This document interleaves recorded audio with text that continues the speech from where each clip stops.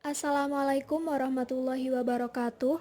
Pada video kali ini, kami akan mempresentasikan hasil diskusi kami mengenai sentrifugasi pada bidang biologi, yaitu sentrifugasi pada bahan makanan.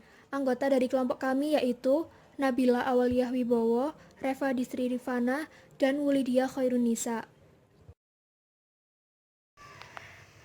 Selanjutnya adalah tujuan. Tujuan dibagi menjadi 3, yaitu yang pertama mengetahui prinsip kerja sentrifug, tujuan kedua memahami cara penggunaan sentrifug, tujuan ketiga bisa mengamati pengendapan yang terjadi pada bahan makanan. Selanjutnya alat dan bahan. Yang pertama alat. Alat yang digunakan yaitu sentrifug, tabung Falcon, gelas beker, pipet ukur, pipet tetes, timbangan elektrik, pengaduk, dan rak tabung reaksi. Selanjutnya, bahan-bahan yang digunakan yaitu yang pertama tepung ketan, yang kedua tepung beras, yang ketiga tepung maizena, yang keempat aquades atau air, dan yang terakhir sagu. Selanjutnya adalah prosedur kerja. Yang pertama, tepung ketan, tepung maizena, sagu, dan tepung beras dibuat larutan 5% dengan menggunakan aquades sebanyak 20 ml. Masing-masing bahan diletakkan pada gelas beker yang berbeda. Larutan tersebut digunakan untuk sampel. Kedua, larutan diaduk menggunakan pengaduk hingga homogen. Ketiga, dari masing-masing sampel yang telah dibuat, diambil 8 ml menggunakan pipet dan dimasukkan ke dalam tabung Falcon. Keempat, kemudian tabung Falcon ditimbang dan berat antar tabung dibuat sama beratnya. Kelima, selanjutnya sentrifug dihubungkan dengan sumber listrik lalu dihidupkan dengan mencet tombol power dan dibuka.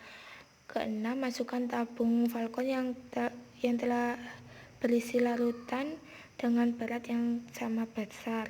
Namun sebelum dimasukkan, alangkah baiknya jika dilakukan pengecekan pada penutup tabung Falcon untuk ditutup rapat agar larutan tidak tumpah pada saat disentrifugasi. Ketujuh, larutan disentrifugasi dengan kecepatan 3000 rotasi per menit selama 5 menit.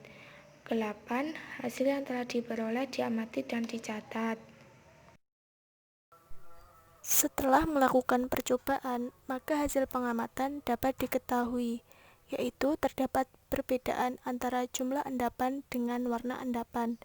Untuk jumlah endapan, dari yang paling banyak ke paling sedikit adalah tepung ketan, tepung maizena, sagu, dan tepung beras.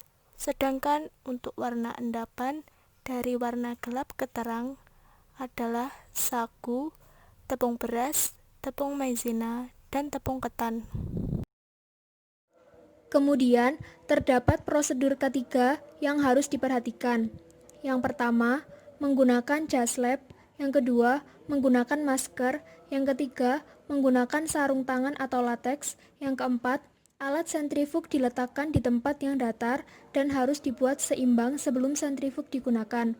Yang kelima, berhati-hati saat menghubungkan alat dengan sumber listrik. Dan yang terakhir, ketika alat sudah terhubung sumber listrik, maka jangan menghentikan alat secara paksa dan jangan buka tutup alat saat pengoperasian.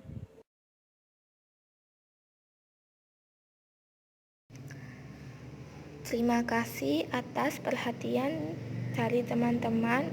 Jika ada kurang lebihnya, kami mohon maaf. Demikian akhir penjelasan dari video kami. Semoga bermanfaat untuk kita semua. Terima kasih.